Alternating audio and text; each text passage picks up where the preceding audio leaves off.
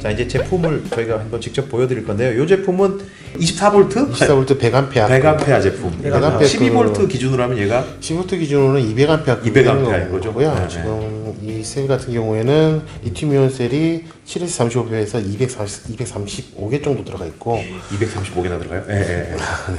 그리고 저희가 이제 기본적으로 이제 다른 타사 뭐 리튬이온 배터리나 그런 같은 경우에는 이제 LCD가 이제 옵션이라 그렇게 들어갔겠지만 저희는 일단 기본적으로 이제 LCD 창을 내장을 했어요. 했던 이유 자체는 소비자들이 좀 더 안전하고 편리하게 쓰시라고 이상 그 기본 개념으로 잡았고 거기에는 저희 LCD 창에 표시되는 거는 기본적으로 배터리의 용량, SOC 배터리 상태와 그다음에 이제 배터리에 지금 남아져 있는 잔여 용량, 그다음에 현재 지금 배터리 가지고 있는 전압, 그리고 그다음 충방전을 그러니까 사용을 하시거나 충전을 하셨을 때 그 어느 정도의 전류가 충전되고 있는지, 그다음에 현재 배터리 셀 내부의 온도가 어떻게 표시되고 있는지가 이제 첫째 메인 화면에 표시가 되고 있고요. 통상적으로 사람들이 그러니까 고객님들 대부분 쓰실 때 배터리라고 하면 몇 퍼센트 남았느냐, 전압 몇 볼트짜면 일단 그거에 신경 써서 사용을 하시는데, 일단 리튬 인산철 배터리도 마찬가지고 일반 납 배터리도 마찬가지고 리튬이온 배터리 같은 경우는 특히나 더 중요한 게 이제 셀의 온도가 어느 정도로 관리되고 있는지, 그 다음에 각 셀의 이제 전압들이 어느 정도에서 편차가 없이 일정에 맞추고 있는 게 가장 중요한 부분인데요. 저희 같은 경우에는 배터리에 총 5개의 온도 센서가 다 장착이 되어 있는데 그 중에 가장 최고 높은 온도가 이제 LCD 쪽에서 표시가 되고 있고, 이게 한 개가 아니라 5개가 들어가 있어요. 네, 5개가 들어갔고 그 중에 하나 최고 온도만 이제 디스플레이에 표시되고 있는 거고요. 그 다음에 두 번째 창으로 들어가시게 되면 각 셀에 대한 저희가 이제 7S라고 그래갖고 7개의 모듈이 들어가 있어요. 7개의 모듈에 각 모듈에 대한 걸려있는 전압이 표시가 되어 있는데, 보시는 것처럼 전압이 거의 뭐 1mV 단위로 거의 다 맞아져 있는 걸 볼 수 있습니다. 이게 셀마다 각각의 그 생산 로트라든지 그 다음에 생산 시기라든지 그거에 따라서 이제 셀 전압이 틀릴 수가 있기 때문에 저희가 이제 똑같이 SDI에서 셀을 받더라도 제품 조립을 할 때 각 셀 전압에 대한 편차를 확인을 해서 동일한 셀, 동종한 셀, 유사종으로만 다 조립이 들어가기 때문에 셀들도 이제 입고되는 셀들도 그 생산될 셀들의 로또 관리가 돼서 그 동일한 시기에 같이 생산될 셀을 써야 셀 관리가 편차가 잘 된다는 말씀이죠. 아까 말씀하신 부분은 그 인산철 같은 게 셀 관리가 제대로 안 되면 어떤 문제가 생긴다는 게, 실제 셀 상태가 몇 가지 섞이다 보니까 그 셀의 어떤 내부 장압이 틀리게 되면 실제 그 셀들을 조합하게 되면 그 셀 밸런스가 좀 무너지게 되거든요. 그러면 쓰다 보면 차이가 커지게 되고 여기저기 셀들을 모아갖고 쓰게 되면 그렇게 되면 또 하나 문제, 그러면 아까도 말씀드린 것처럼 전체 전압은 같은 범위 내에서 보더라도 실제 셀과 전압 어떤 셀이 좀 과충전될 수도 있거든요. 밸런싱이 제대로 안 된다는 거죠. 그렇죠. 근데 실제적으로 아까 전에 로또 관리만 하게 되더라도 보신 것처럼 이제 물론 이게 쓰다 보면 이것도 틀어질 수 있지만 어쨌든 가장 중요한 부분은 같은 품질의 셀을 가지고 팩을 만드는 게 가장 중요한. 저는 요거 지금 저도 제 거에 써보고 있는데, 여기 편한 게 되게 이제 지금 상태 현재는 노말이라고 뜨는데 제가 전류를 빼쓰게 되면 디스차징 몇 암페아, 마이너스 몇 암페아, 또 충전기가 들어왔을 땐 차징 몇 암페아, 몇 암페아로 충전하고 있는지 방전하고 있는지 이걸 다 확인할 수 있으니까 되게 편한 것 같더라고요. 그러면 지금 28.4V로 항상 나오게 되는 건가요? 통상적으로 완충되어 있을 때, 그러니까 배터리가 완충되어 있을 때는 28.8에서 29.2V 정도까지가 완충이 되고요. 그 다음에 일반 납배터리나 수온전지나 모든 배터리가 마찬가지지만 완충됐을 때 사용하다 보니 전압이 계속 떨어지게 되어 있습니다. 그래서 통상적으로 이제 리튬이온 배터리 같은 경우에는 최대 충전이 거의 4.2V 쌀당 4.2V 충전이고, 가장 밑에 하한까지 사용할 수 있는 게 한 2.5V 정도 수준인데요. 그 정도까지 사용을 하게 되면 자기네들이 갖고 있는 최대 용량을 다 쓸 수는 있지만, 요즘 뭐 폭발 사고라든지 리튬 지금 많이 나오잖아요.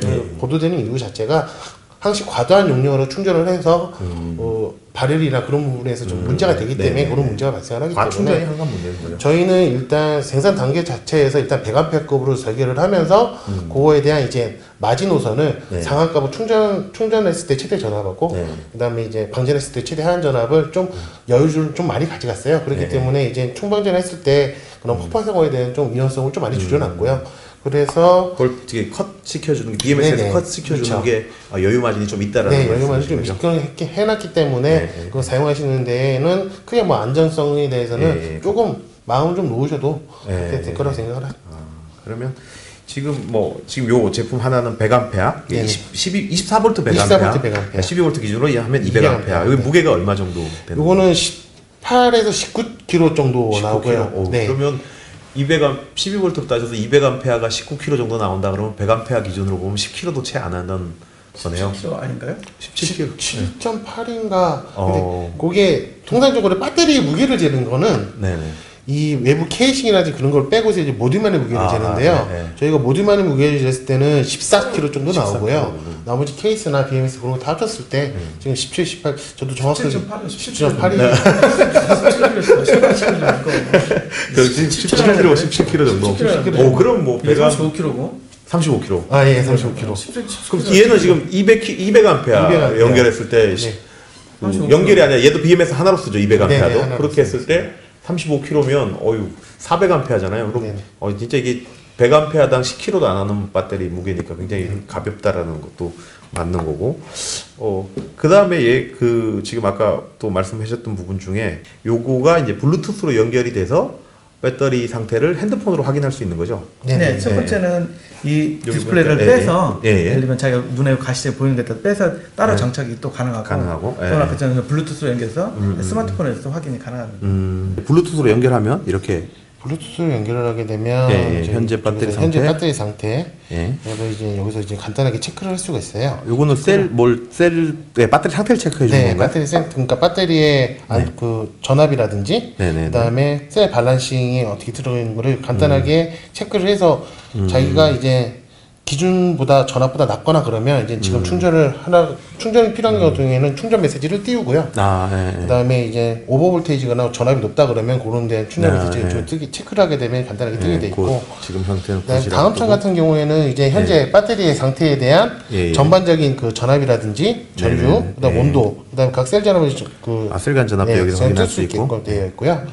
배터리를 껐다 켤 수도 있게 돼 있네요. 여기서 배터리 껐다 키는 것도 기능도 가능하게 되어 있는데 굳이 끌 필요는 여기서 굳이 쓰실 필요는 쓰실 없겠죠. 필요는 없겠죠. 장시간 뭐 방치를 해놓으신다 그런 경우에는 쓰는 게 좋은데 전체적으로 원래 BMS 자체적으로 장시간 이제 사용이 없으면 자동으로 슬립 기능이 들어가기 때문에 슬립 기능이 굳이 여기서 충전전을 안 꽂으러 그러니까 키고 안 끄더라도 그래서 사용하는데 크게 문제는 없으십니다. 일단 이 상태는 손쉽게 배터리 상태를 LCD가 좀 멀리 있거나 그런 경우에는 주변에서 이제 확인해 보시라고 이제 블루투스.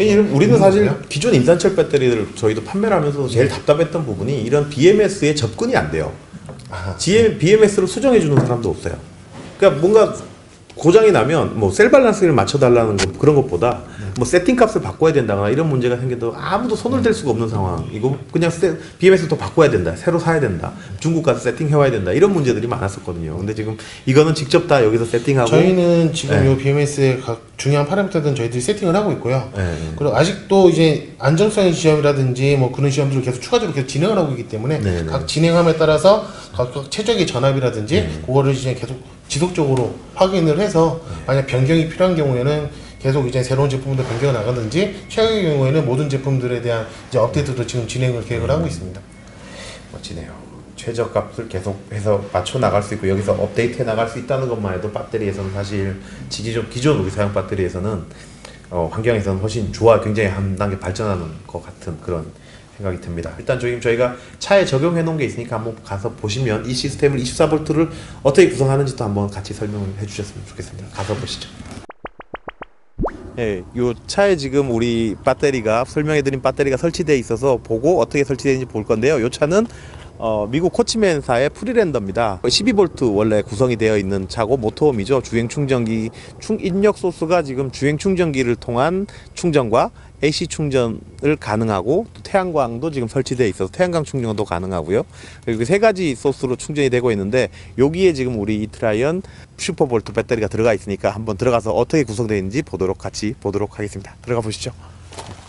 자, 이 차는 이제 이 쇼파 아래에다 저희가 전기를 구성해 놨는데요. 기존에는 이 차는 차량 시동용 배터리가 하나 있고요. 그거는 차량 시동용 배터리니까 뭐 차에서만 쓰는 거고, 여기 레저용 배터리가 100A짜리가 하나 그냥 들어가요. 이건 12V 납산 배터리가 들어가고, 여기에는 지금 우리 아까 그 말씀하신 리튬이온 배터리가 이쪽에 굉장히 고용량이 들어갔어요. 두 개가 들어갔는데 400A, 24V 400A 구성이 들어간 거죠. 사실 굉장히 엄청난 용량에 들어간 거죠. 12V로 따지면 이게 800A. 사실 여기까지는 이 사용자분은 지금 좀 사실 특별하게 이 캠핑카를 써야 돼서 저희가 고용량의 배터리를 넣어드렸어요. 그래서 지금 장시간 사용을 해야 되는 상태라서 이런데 사실 800A까지는 굳이 뭐 이렇게 저희가 권장할 필요는 없는 거고 네. 두 개 400A, 200A짜리나 100A짜리만 해도 충분한데 일단 구성을 한번 보여드리면 저 24V 400A가 이 12V를 충전시켜주는 방식이죠. 네네네네. 그럼 시스템을 이렇게 어떻게 충전이 되죠? 지금 바로? 보시게 되면 24V 배터리가 이제 400A 고용량 충전으로 이제 담당하게 설치가 되어 있고요. 네네. 그다음에 12V 이제 가입자를 위해서 이제 12V 배터리 소용량으로 설치되어 있는데 24V 배터리 같은 경우에는 저 이제 그 좌측 상단에 보이는 예. 그 24V에서 12V 충전해주는 충전기 제품이 있어요. 아, 그 해당 DC, 충전 DC. 예. DC to DC 차저를 통해서 24V에서 이제 12V로 12V 배터리가 방전이 안 되도록 예, 이제 지속적으로 충전을 하고 있다가 네. 24V 배터리가 떨어지게 되면 이제 자동으로 충전을 차단을 하고 그다음에 이제 12V 배터리가 완충이 됐다고 이제 인지를 하게 되면 그때도 동시에 이제 24V에서 12V로 나가는 충전을 이제 차단을 해서 그리고 이제 12V 배터리는 이제 계속적으로 완충되어 있는 상태로 유지될 수 있도록 구성되어 있습니다. 실제로 이렇게 구성하게 되면 장점이 보통 우리 12V 납 배터리는 수명이 좀 적다고 알려져 있잖아요. 근데 이렇게 구성하면 어째 12V가 항상 만충 상태, 그러니까 어느 정도 적정히 그 전압 이상으로 유지가 되고 있기 때문에 실제 사용 수명이 좀 길어질 수가 있죠. 예. 또 하나는 아까처럼 24V로 다 쓰다가 혹시 이제 24V 다 끝났을 때는 이제 비상 상황으로서 기본적인 전등이라든가 꼭 필요한 전들은 기존 이제 남아있는 백업용 전원으로도 사용할 수 있는 그런 그렇죠. 장점이 뭐 있습니다. 리튬이온 인산철 같은 거 나오기 전에는 다 이걸로만 또 캠핑했었으니까. 그럼 결국은 24V가 12V를 계속 충전해주는 방식이니까 얘는 어째 보면 저 24V 리튬이온이 그 떨어지기 전까지. 제로가 되기 전까지는 거의 한전 전기에 물려 있듯이 네. 계속 100% 충전 상태가 되는 거네요. 네. 기본적인 전기 요런 그 전등이나 이런 저전류들은 여기 배터리에서 빼서 기존처럼 쓰시면 되고 이 냉장고도 마찬가지 이렇게 다 가고 24V에서 저 뒤에 보면 지금 인버터가 달려 있는데 저 24V 3kg 인버터가 3kW급 인버터가 달려 있어서 저 인버터를 통해 24V 인버터를 통해서 바로 이제 에어컨이라던가 고전류를 그 전자레인지다가 이걸 사용을 할 수 있게 되는 거죠. 그럼 제가 인버터를 한번 켜볼게요. 여기서 네 소리가 나고 저기 지금 불이 들어와서 24V 인버터가 들어왔어요 상태가. 그러면 이 24V 인버터는 12V 인버터가 아니라 24V 이 배터리에서 바로 나가는 거죠. 네네네. 24V 배터리에서 이제 기본적으로 그 220V 가정용 전원을 쓸 수 있게끔 만들어지는 게 인버터 제품이고요. 지금 저 해당 제품은 이제 12V 배터리와 연결되어 있는 게 아니라 24V 배터리와 연결되어 있기 때문에 24V 배터리에서 직접적으로 이제 인버터를 통해서 220 전원을 쓸 수 있도록 구성되어 있습니다. 그러니까 24V 인버터를 썼을 때와 12V 인버터를 썼을 때 장점이 뭐가 있는 거예요? 통상적으로 이제 24V와 12V 인버터를 비교하게 되면 네. 외부적으로 딱 눈으로 보이는 거는 이제 배선 굵기가 이제 절반으로 줄어든다고 보시면 되고요. 네. 통상적으로 24V 3kW급이라고 한다 그러면 이걸 만약 12 볼트급으로 만약에 설치를 하게 되면 보시는 배선 두께가 이제 2배 이상 두꺼워져서 이제 그 배선의 공간 배치도 어려운 정도로 되고 그다음에 이제 그거를 위해서 이제 배선을 좀 얇게 쓰면 이제 배선에 대한 발열 문제가 발생이기 때문에 이제 화재 위험성도 크지만 이제 24V 쓰게 되면 배선 굵기가 기존에 보시는 것보다 12V 설치된 것보다 배선 굵기가 많이 감소된 걸로 알 수 있을 거예요. 6스퀘어짜리 선으로. 네, 6스퀘어 선으로. 저도 크게 발열이나 이런 부분이 없는 것 같아요. 근데 지금 사실 12V 막 인산철의 용량을 막 높게 설치하신 분들도 이 배선 문제 때문에 고민들을 되게 많이 하세요. 이 용량은 이제 충분해졌어. 뭐 에어컨을 16시간, 10시간 펑펑 쓸 수 있는 상황이 됐는데 그 펑펑 쓰자니 이제 배선이 막 뜨겁게 녹아내리고 단자대가 녹아내리는 상황이 되더라고요. 네네. 그 지금 이렇게 쓰시는 부분들은 뭐 어떤 차들은 하다 안 되니까 이제 용접선 있죠. 용접기에 쓰는 굵은 선. 그걸 막 설치하는 카라반들이나 모터홈들도 있어요. 사실 그거는 조금 저희가 봤을 때 오버스펙, 무리일 것 같다라는 생각도 들고 저희도 어떤 분도 이걸 굉장히 많이 인산철 배터리를 설치했다가 배선 때문에 결국은 포기하고 다 빼셨던 분도 있거든요. 근데 지금 어찌 보면 가장 큰 장점이 24V에서는 배선의 굵기, 발열 문제를 해결할 수 있다는 부분이겠네요. 인버터 측면에서 본다고 하더라도 네네. 고전류 부품은 사용하지 않아도 되니까 네네. 훨씬 이제 발열이라든가 예. 그런 안전성 측면에서 훨씬 좋을 수가 있죠. 예. 그런 장점이 좀 있을 수 있습니다. 지금 뭐 에어컨을 한번 돌려보면 3kg 지금 해리어 에어컨인데 해리어가 조용하기도 하고 뭐 그렇긴 하지만 사실 전기를 많이 먹는 굉장히 대용량 에어컨이거든요. 지금 23도니까 에어컨을 한번 돌려보면 전혀 무리 없이 잘 돌아갑니다. 이게 최고로 돌아갔을 때 12V 기준으로는 130A, 24V 기준으로는 한 60A, 65A 정도 먹더라고요. 디스차징 되는 게. 그러면 뭐 이건 지금 이게 거의 40A 정도니까 이론상으로 최대로 돌린다고 해도 7시간 정도 100에서 시작하면 7시간가량 돌릴 수 있는 에어컨을 돌릴 수 있고, 또는 뭐 100으로 최대로 돌아가진 않으니까 어느 정도 돌아가고 또 주행 충전이 이루어지고 이런다면 거의 제로에 가깝게, 그러니까 특히 주행 충전이 이루어지면 뭐 전혀 문제 없이 충전과 방전량을 맞출 수 있을 정도 수준으로도 다 가능할 것 같더라고요. 그래서 이런 시스템이라면 굉장히 그 발열이나 이런 문제에 걱정 없이 쓸 수 있겠다 하는데, 가격대도 사실 지금 출시 가격대도 제가 알기로는 거의 인산철 가격대 수준에 맞춰져 있어서 몇 가지 요런 부수적인 충전기, 24V용 충전기, DC 충전기 정도만 구비하시면 또 좀 더 안전하고 안정적인 전기 시스템을 만들 수 있지 않을까라는 생각이 들거든요. 그래서 제가 이 차를 테스트하면서 이 차 말고 위네바고에도 저희가 테스트를 한 차가 있는데, 여름에 200A를 달고 그 100A짜리 2개 기존에 달려있던, 위네바고에 있는 100A 2개가 기존 차에 달려 있어서 달고 이제 강원도 여행을 가셨는데 차 에어컨을 꺼버리고 이 에어컨만 켜고도 충분히 온도가, 실내 온도가 떨어지면 제대로 안 돌아가니까 중간 정도로만 돌아가면 30A 이하로 돌아가거든요. 30A 이하에서 쓰시면서 24V 기준 30A 이하로 쓰시면서 주행 충전이 한 20A 정도 밀어주더라고요. 그럼 주행 충전 20A, 태양광에서 또 한 10A, 8A 이렇게 밀어주니까 주행 충전과 태양광만으로도 충분히 하시고, 그분은 아예 어디 뭐 휴게소라든가 어디 잠깐씩 여행 가고 할 때는 에어컨 안 꺼버리시더라고요. 그래서 차 에어컨도 아예 안 쓰고, 그러니까 뭐 그 미국 차들이 휘발유라 출력이 딸리는 문제도 에어컨을 안 하니까 부하가 덜해지고 연비도 좋아지고 전기도 그 항상 시원한 차를 이용할 수 있고 굉장히 좋은 시스템이라고 굉장히 만족하고 계시는 것 같아요. 그래서 저희가 봐도 처음에는 이 24V와 12V 하이브리드 구성, 그 다음에 리튬이온 배터리에 대한 거부감 이런 것들이 좀 있었는데, 박사님한테 저희도 계속 교육을 좀 받고, 실제 우리가 여기서 한 지금 현재 6대에서 7대 정도 카라반, 캠핑카 여러 종류별로 지금 테스트를 하고 있어요. 사실 이 배터리를 정식 시판을 안 한 상태에서 저희도 지금 가까이